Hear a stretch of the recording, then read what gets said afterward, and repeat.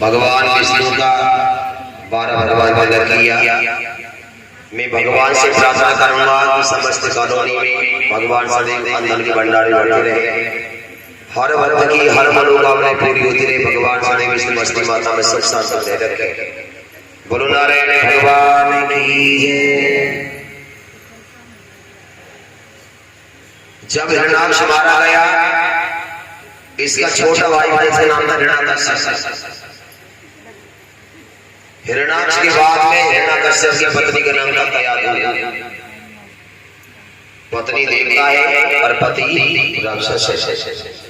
हिरण्याकश्यप ने अपनी पत्नी से कहा, कयाधु, जिस नारायण ने मेरे भाई को मारा है, मैं ब्रह्म से वरदान प्राप्त करूंगा और उस नारायण को मैं अपने स्वयं मारूंगा। लेकिन कयाधु, अब मैं ब्रह्म के तप के लिए जाऊंगा। हिरण्याकश्यप बियाबान जंगल में पहुंचा और बियाबान जंगल में जाकर के पीपल के वृक्ष जाकर हिरण्याकश्यप ने अखंड ब्रह्म का तप किया। ओम ब्रह्माय नमः, श्री ब्रह्माय नमः। नारद जी को पता चला एक असुर मुझको से मारा गया है, यदि इसने वरदान प्राप्त करने बड़ी समस्या खड़ी हो जाएगी। नारद जी ने तोते का रूप बनाया और जिससे वृक्ष के नीचे बैठ गए हिरण्याकश्यप ब्रह्म का तप कर रहा है। नारद जी उसी वृक्ष की शाखा बैठ गए और नारद जी ने नारायण नारायण का ध्वनि प्रारंभ कर दिया। हिरण्याकश्यप को ब्रह्म का तप नहीं करने दिए नारद जी। एक भगवान श्री कृष्ण का भजन कर रहा हो, राधे कृष्ण और वहां जाकर के लगे सीताराम, राधे श्याम सीताराम, तो भजन में विघ्न हो जाता है। हिरण्याकश्यप को नारद जी ने भजन नहीं करने दिए ब्रह्म का तप। संध्या समय हुआ,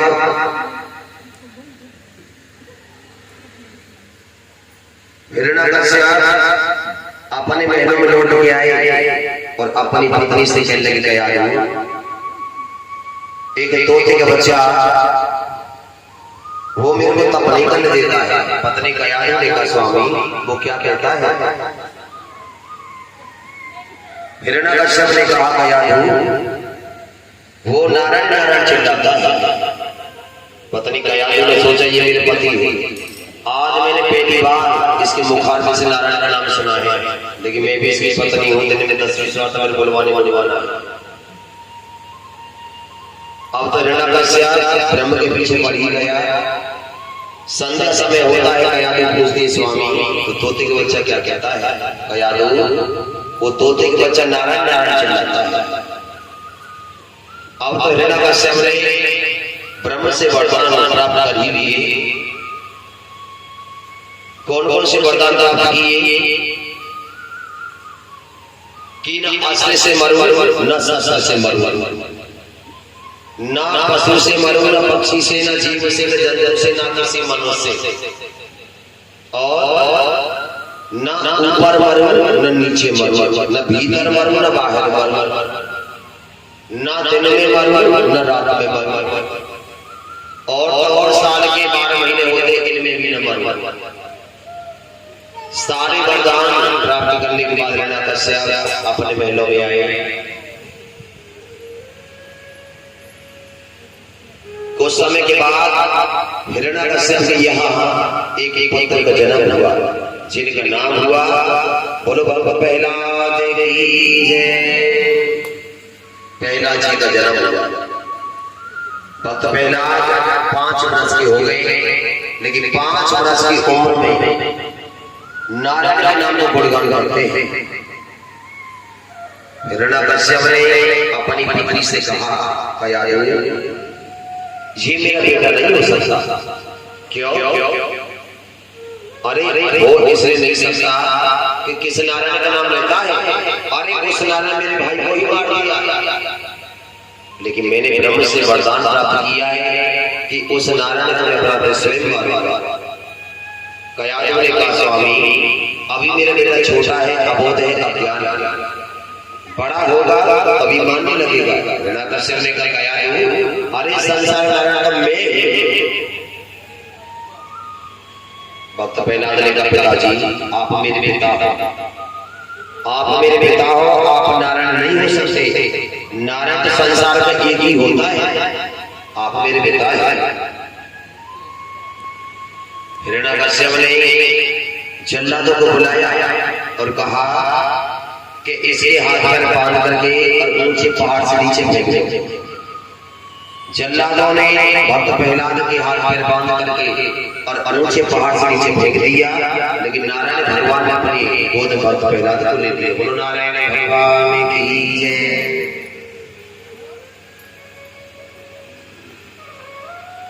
लेकिन आज भक्त प्रहलाद नाचते खेलते हुए अपने महलों में आए। कयाधु ने देखा मेरा बेटा जिंदा है, कयाधु ने अपने पुत्र को सीने से लगा लिया। हिरण्याकश्यप ने देखा बोला ये तो अभी जिंदा है। हिरण्याकश्यप ने जल्लादों से कहा कि गरम कढ़ाई में तेल खोलाओ और गरम तेल के अंदर इसके हाथ में बांध के छोड़ दो, छटपट के मारो। कयाधु ने अपने पति के पैर पकड़ लिए और हाथ जोड़ के पैरों में गिर पड़ी और कहा स्वामी ये मेरा बेटा है, मैंने 9 महीना बड़े संकट का सामना किया है, मैंने इसको जन्म दिया है। हिरण्याकश्यप ने अपनी पत्नी में लात मारी और कहा कयाधु ये मेरा बेटा नहीं हो सकता, पिछले जन्म का शत्रु है, बदला लेने के लिए इसने मेरे पेट में जन्म दिया। जल्लादों ने भक्त प्रहलाद के हाथ पैर बांध कर गरम कढ़ाई के लिए छोड़ दिया, लेकिन कढ़ाई का तेल समाप्त हो गया, भक्त प्रहलाद कुछ नहीं बिगड़ा। बोलो नारायण भगवान की जय। हिरण्याकश्यप से पता चला कि ये तो अभी जिंदा है। हिरण्याकश्यप ने भक्त प्रहलाद के हाथ पैर बांध करके काल कोठरी फेंक दिया कि नाना प्रकार के जानवर हैं, कीड़े मकोड़े श्याम कातर बिच्छू है, वो तेरे को नोच नोच के खाएंगे। कयाधु रोती रही और भगवान नारायण के गुणगान गाती रही कि वाह मेरे प्रभु आप मेरे पुत्र की रक्षा। भक्तों 27 दिन के बाद काल कोठरी खोला तो इस शिशु को सर और मंगल निकला। कयाधु ने अपने पुत्र को सीने से लगा लिया, जेठ भर भर रोई और कहा पुत्र नाना प्रकार के जिनावा है, तुमने क्या वहां पाया, कैसे तुम रहे, कहां सोए। भक्त प्रहलाद ने हाथ जोड़ कहा माता आपके साथी में खेला, आपके साथी में सोया और आपने ही अपने हाथों से मेरे भोजन कराया है। कयाधु ने कहा वाह मेरे परमात्मा आपने मेरे रूप में आकर मेरे पुत्र की रक्षा। बोलो नारायण भगवान की जय। हिरण्याकश्यप को पता चला ये तो अभी जिंदा है। हिरण्याकश्यप ने अपनी बहन होलिका को बुलाया, होलिका को बुलाया और कहा बहन आप अग्नि में लेके बैठ जाओ और जलाकर भस्म कर दो क्योंकि मेरे शत्रु हो। होलिका ने कहा कि अग्नि मेरा कुछ नहीं बिगाड़ सकती है। आज होलिका ने भक्त प्रहलाद को अपनी गोद में बिठाया, अग्नि प्रारंभ हो गई। देखते देखते होलिका का जल दहन हो गया, लेकिन भक्त प्रहलाद कुछ नहीं बिगड़ा। बोलो नारायण भगवान की जय। भक्त प्रहलाद नाचते खेलते हुए और बियाबान जंगल को चलते जा रहे हैं। बियाबान जंगल में क्या दृश्य देखा कि एक कुम्हारे लोग और खड़ी खड़ी असुर बात कर रही है। भक्त प्रहलाद कुम्हारी के पास पहुंचे और कहने की माता आप रो रही हो, लेकिन क्यों? कुम्हार ने कहा पुत्र, रोने के समय जिंदगी में कुछ नहीं बचा, एक रोना ही बाकी है। मैं रो इसलिए रही हूं कि एक घड़े के अंदर दो बिल्ली के बच्चे थे, एक घड़े के अंदर दो बिल्ली के बच्चे थे। हवा में अग्नि प्रारंभ हो गई, उन बिल्ली के बच्चों को निकालना भूल गई। अब अग्नि में तड़प तड़प के मरेंगे, उनकी आत्मा मेरे ऊपर पड़ेगी। वक्त पहला कहने लगे भैया आप बिल्कुल चिंता मत करो, जिसको मेरे नारायण बचाता है संसार नहीं मार सकता है। वो कहते हैं कि मारने से पहले बचाने वाला ही खड़ा होता है। आप चिंता मत करो। लेकिन माता जब जब तुम्हारे बिल्ली के बच्चे से घड़े के अंदर से नहीं निकलेंगे, अग्नि का ठंडा नहीं होगा, तब तक मैं जाऊंगा भी नहीं। भक्तों 27 दिन के बाद अग्नि का ठंडा हुआ, लेकिन भक्त प्रहलाद ने उसको मारे नारायण के नाम का गुणगान करते रहे। 27 दिन के बाद अग्नि का ठंडा हुआ, घड़े नंबर बाय नंबर निकाले जा रहे हैं। जैसे ही उन घड़ों का नंबर आया, बिल्ली के बच्चे को सर मंगल करके भागे। बोलो नारायण भगवान की जय। भक्त प्रहलाद ने कहा भैया देखा, जिसको मेरा नारायण बचाता है संसार नहीं मार सकता। इधर कयाधु की आंख पुत्र की याद में रो रो करके पत्थर हो चुकी। बार बार मन में ये जिज्ञासा उत्पन्न हो रही है कि आज 1 महीना हो चुका है अपने पुत्र का बिना मुखारबिन देखे हुए, और यही मन के अंदर भाव आ रहा है यदि मेरा बेटा आज जिंदा होता तो मेरा बेटा आज दुनिया में नहीं रहा, जिंदा होता मेरे पास आता। आज का याद हो पुत्र की याद में रो रो करके आंख पत्थर हो चुकी है। भक्त प्रहलाद नाचते खेलते हुए और अपने महलों में पहुंचे, जाके अपनी माता की गोद में बैठे रहे और कहने लगे मैया अरे तू क्यों रोती है, एक बार आ करके देख, मैं मेरा बेटा प्रहलाद कयाधु रोती जा रही है। भक्त प्रहलाद अपने हाथों से और अपनी माता की आंखों के आंसू पोंछ रहे और कह रहे भैया मत रो, मैं तेरा बेटा हूं, तेने मेरे को जन्म दिया है, तू क्यों रोती है। उदार भक्त जैसे कयाधु ने आंख खोल के देखा, भक्त प्रहलाद अपनी माता की गोद में बैठे हैं। आज कयाधु अपने पुत्र को सीने से लगा दिया, जेठ भर को रोई। हिरण्याकश्यप को पता चला, बोला ये तो अब भी जिंदा आ गया। हिरण्याकश्यप ने भक्त प्रहलाद के बार पकड़ लिए और कहा दुष्ट संसार तेरे को नहीं मार पाया, लेकिन अब मैं मारूंगा। भक्त प्रहलाद ने कहा पिताजी आप मेरे में नहीं मार सकते, मैं आपका बेटा हूं, पिता को बेटे को मारेगा, आप मेरे क्यों मारोगे। हिरण्याकश्यप ने तलवार उठाई भक्त प्रहलाद के मारने के लिए। उसी समय वहां खंभ को तोड़ करके और नरसिंह भगवान प्रकट हो गए। बोलो नरसिंह भगवान की जय। नरसिंह भगवान को देखकर हिरण्याकश्यप भागा।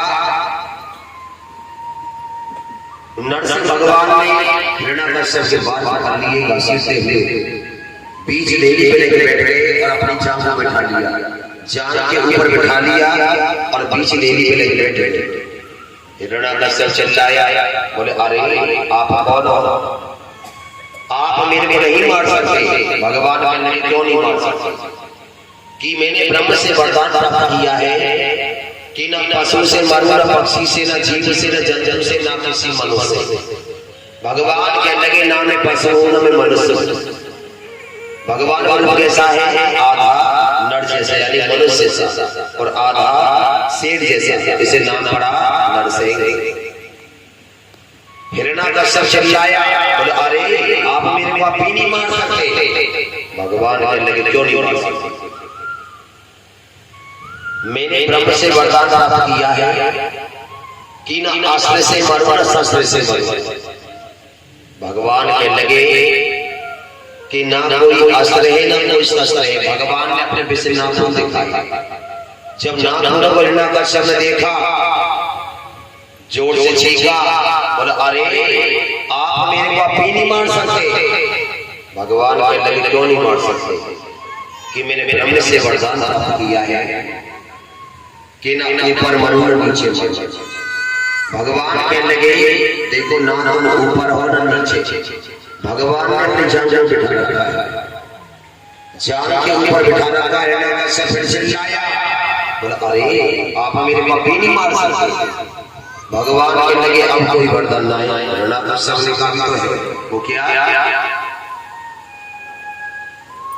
कि मैंने ब्रह्म से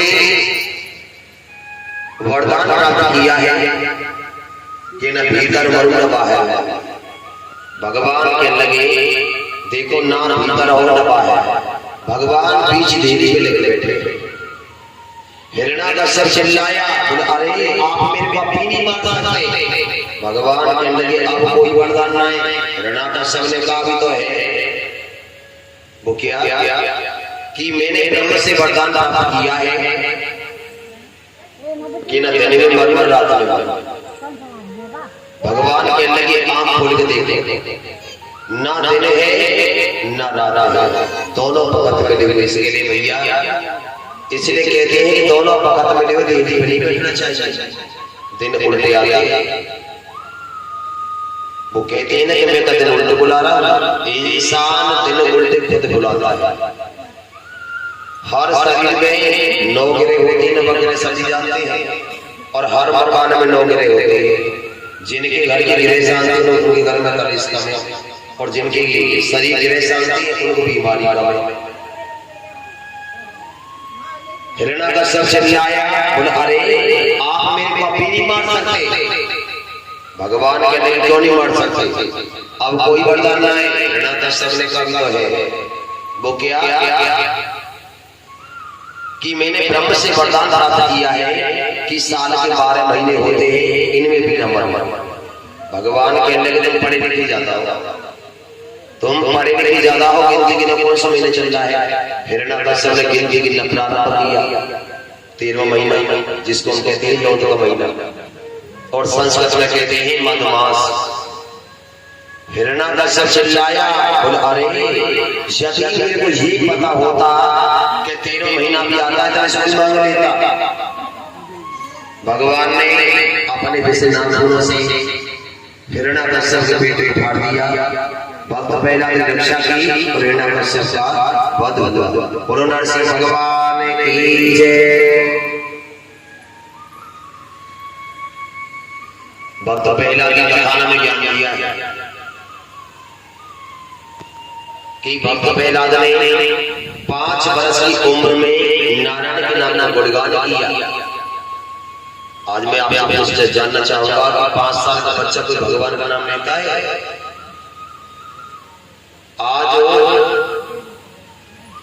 5 साल का बच्चा भगवान का नाम लेता है? खाने से खेलने से फुर्सत नहीं। इसका असर क्या है ये मैं आपको बता रहा हूं। देखो भक्त प्रहलाद ने 5 वर्ष की उम्र में नारायण के नाम का गुणगान किया।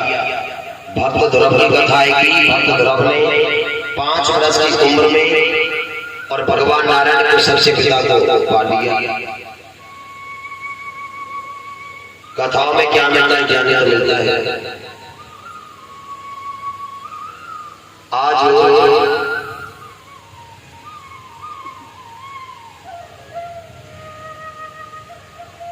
जैसे आपकी कथा हो रही है, आज माता जी और अपनी बहू से कहे ये कथा में ज्ञान दे रही है कि जिस समय माता बहनें गर्भ अवस्था में होते हैं, जिस समय माता बहनें गर्भ अवस्था में होते हैं, मंदिर में जाओ, सत्संग में जाओ, भगवान की कथा में जाओ, यज्ञ में जाओ, भंडारे में जाओ, क्योंकि आने वाली संतान हमारी वैसी है। जैसा बोया वैसे काटना पड़े। कया तुमने गर्भ अवस्था में नारायण के नाम का गुणगान किया तो भक्त प्रहलाद ने नारायण के नाम का गुणगान किया। वो कहते हैं जैसा बोया है वैसे काटना पड़ेगा। आज इस कलयुग में माता जी अपनी बहू से कहीं बेटा ये काम कर, हमारे यहाँ पंडित जी कथा कर रहे हैं तो 1 घंटा में कथा बैठे तो बहू रानी क्या कहेंगे, ऐसा है माता जी मेरी बात सुनो, मेरे बस को बैठे नहीं, मेरे बस की वहां बैठा नहीं है। तो भैया माता जी कहीं शक्ति पकड़ के ला तो सकती नहीं, माता जी कहीं शक्ति है पकड़ के ला नहीं सकती है। अब माता जी तो आएंगे कथा पीछे बहू रानी क्या करेंगे, आराम से कुंडी बंद कर लेंगे, कुंडी बंद कर लेंगी और बेड पे बैठ जाएंगे, हाथ में लेंगे टीवी का रिमोट, आराम से नाटक देखेंगे। अब संतान का जन्म होता है, संतान का जन्म होता है और माता जी अपने पौधे लेकर पंडित जी के पास आए और कहे पंडित जी देखना जन्म कुंडली देखो, बड़ा चिट्ठी है, इतनी चिंता कर रहे हैं कि जो भी इसके हाथ में पल्ले पड़ जा फेंक के मारे, कटोरी चम्मच पल्ले पड़ जा वो फेंक के मारे। अब तुम्हें अपनी जन्म पत्री देखो। माता जी काफी समय बात करेंगे पंडित से, तो पंडित जी जो होंगे सही ज्ञान कहेंगे माता जी मेरी बात सुनो, आपने कह दी अब मेरी सुन लो। वो क्या कि देखो ऐसा है, जन्म पत्री दिखवाओ, जन्म कुंडली दिखवाओ, चाहे देवा दिखवाओ, अब कुछ नहीं होगा। वो क्यों नहीं होगा? और पंडित जी कोई लोग गिरे चलिए गिरे शांति कर कि माता जी ऐसा है, अब एक गिरे हो तो वह शांति करो, कि पूरी गिरे एक गिरे हो तो वह शांति करो, कितने गिरे शांति करवा लो, अब कुछ नहीं होना। क्यों नहीं होना? माता जवाब यही होगा पंडित से, क्यों नहीं होना इसलिए नहीं है कि जब तुम्हारी बहू ने गर्भ अवस्था में नाटक का फिल्म देखे बच्चे तो कार्टून पैदा होगा। जब गर्भ अवस्था में तुम्हारी बहू ने नाटक का फिल्म देखे है तो भैया बच्चे तो कार्टून पैदा होगा। और वो कहते हैं कि खुद के पापा ने भी दी जाए कैसे दिख रहे, हर घर में टीवी होती है और भगवान की कथा या भगवान का भजन कोई ना कोई टीवी चलता ही रहता है। एक बच्चा तो वो है भगवान की फोटो देख करके बड़ा हाथ पैर मारेगा, बड़ा प्रसन्न होगा, और एक बच्चा वो है भगवान की फोटो देख कर रोएगा और कहीं वह कार्टून टीवी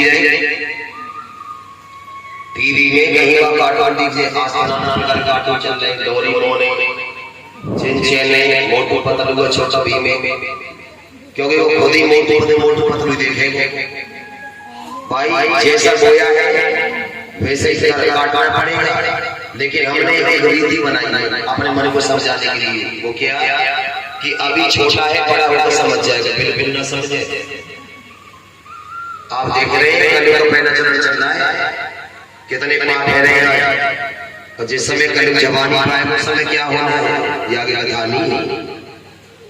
जिस समय माता बहनें गर्भ अवस्था में हो, भगवान की कथा में जाओ, कहीं नहीं जा सकते तो भगवान की अच्छे पुस्तक आती है, बैठे अपने घर में पढ़ो, क्योंकि हमारी आने वाली संतान वैसे ही। कथाओं में क्या मिलता है? ये ज्ञानी तो मिलता है, भगवान के नाम में कोई ऐसी बात ना जीवन में काम आए, हमारे भी काम आए, हमारे संतान के भी काम आए। तो आज भक्त प्रहलाद ने 5 वर्ष की उम्र में नारायण के नाम को गुणगान किया, हिरण्याकश्यप का वध हुआ और भक्त प्रहलाद की रक्षा। बोलो नारायण भगवान की जय। भक्तों समय भी होने जा रहा है, कल की बड़ी सुंदर कथा है, आपने नाम सुना होगा अनसुईया। अनसुईया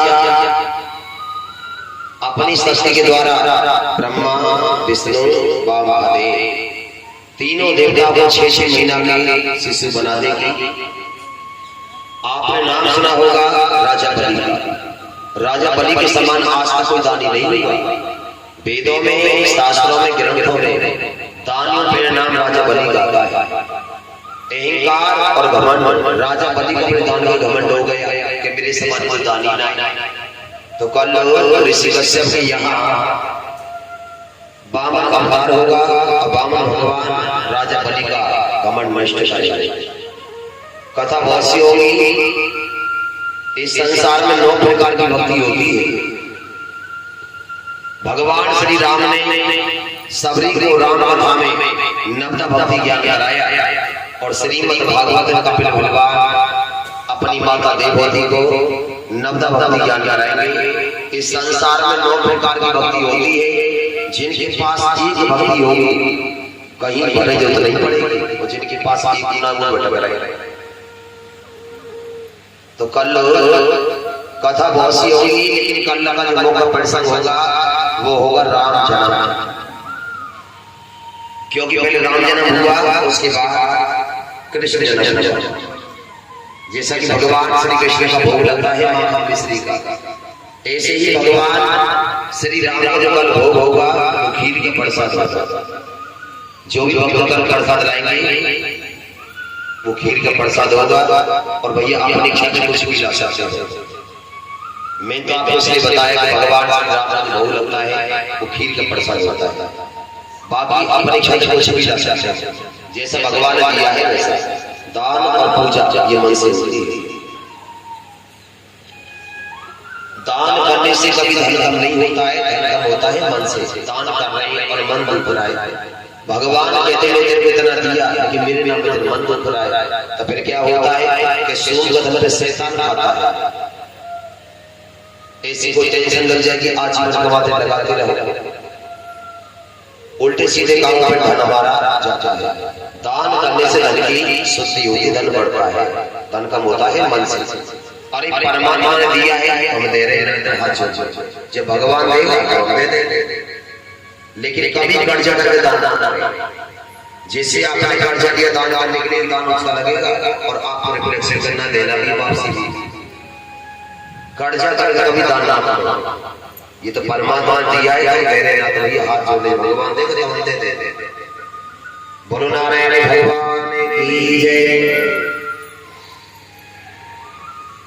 आज 8 भक्तों के द्वारा इस श्रीमद् भागवत का प्रारंभ हुआ।